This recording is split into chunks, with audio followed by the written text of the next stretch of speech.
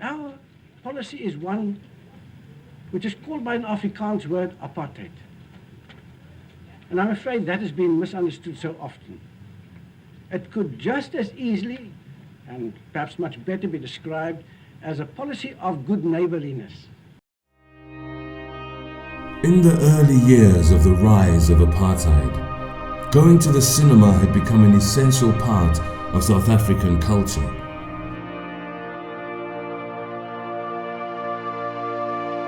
Unbeknownst to the people, they were part of a sinister ploy by the state to manufacture consent by distorting the self-image of the country using cinema as a weapon.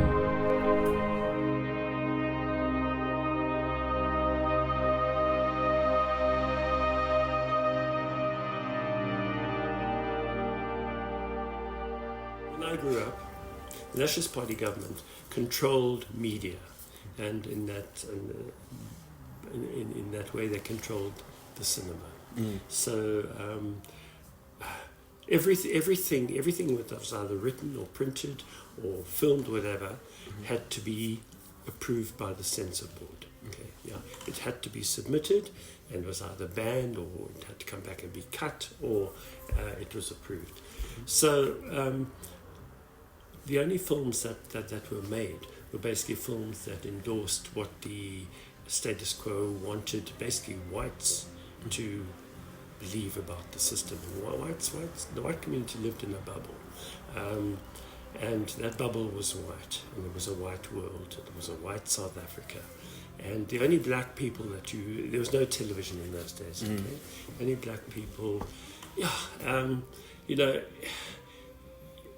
black people came into your lives as domestic workers or whatever, because of the segregation, and then they came in during the day, and then they disappeared at night. And you were not allowed to go into a township. How important is it to have a national cinema, the national industry? Well, I think every industry, every country does have one. I think if you look through the history of films that are made in any country, that's also a window to the way that those countries or sections of those countries or constituencies actually constructed their understanding of what their society is about. So we had, at the turn of the century, Hollywood working very quickly to develop very long movies coming out of the shorts, and the same thing happened in South Africa. And the industries actually informed each other. So the Voortrekkers winning the continent, made in 1916 by Schlesinger, directed I think by Harold Shaw, was on a par with what was coming out of Hollywood with regard to D.W. Griffith's Birth of a Nation. And they were both responding to the same kinds of colonial issues and the same kinds of racial issues and the same kinds of settler histories.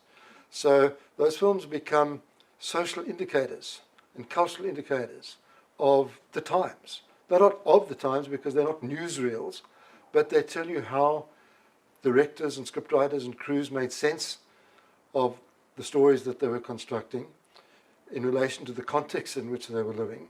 And then, of course, if they attracted a lot of audiences, and that's an indicator then that the audiences could relate to those kinds of interpretations.